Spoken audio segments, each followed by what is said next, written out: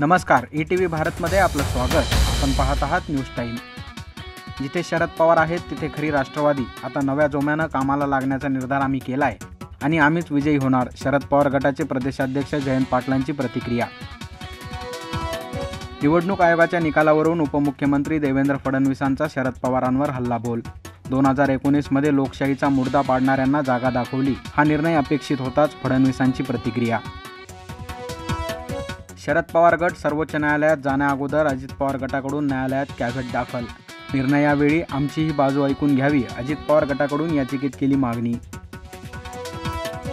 निवडणूक आयोगानं राष्ट्रवादी पक्ष आणि चिन्ह अजित पवार गटाला दिल्यानंतर शरद पवार गटाचे कार्यकर्ते आक्रमक। मुंबईतील प्रदेश मुख्यालयासमोर शरद पवारांच्या समर्थनार्थ केली घोषणाबाजी।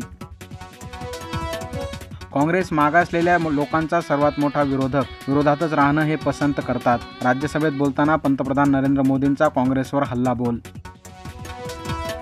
ओबीसींना माझा विरोध नाही, मात्र त्याला सुट्टी नाही, मनोज जरांगे पाटलांची छगन भुजबळांवर टीका। नवी मुंबईतील कामोठे येथील मराठा महोत्सवाला जरांगे पाटलांनी लावली हजेरी। धार्मिक कार्यक्रमामधील भगर आमटीच्या प्रसादातून 1000हून अधिक जणांना विषबाधा। नांदेड जिल्ह्यातील लोहा तालुक्यातील कोष्टवाडी गावातील घटना।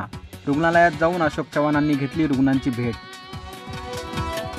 उघड्या नाल्यात पडून 65 वर्षीय व्यक्तीचा मृत्यू। दहिसर बोरीवली रेल्वे पुलामागील सावंत मार्गावरील घटना।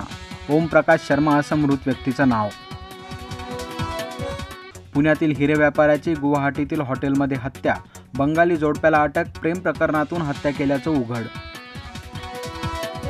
जसप्रीत बुमराह क्रिकेटच्या तिन्ही प्रकारात अव्वल स्थानी। क्रिकेटच्या तिन्ही प्रकारात अव्वल स्थान पटकावणारा आतापर्यंतचा पहिलाच गोलंदाज।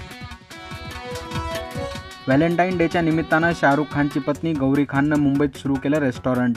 व्हॅलेंटाईन वीकच्या सुरुवातीलाच रेस्टॉरंटचं केलं उद्घाटन। न्यूज टाईममध्ये इथंच थांबूया। लेटेस्ट अपडेटसाठी लॉग इन करा etvbharat.com।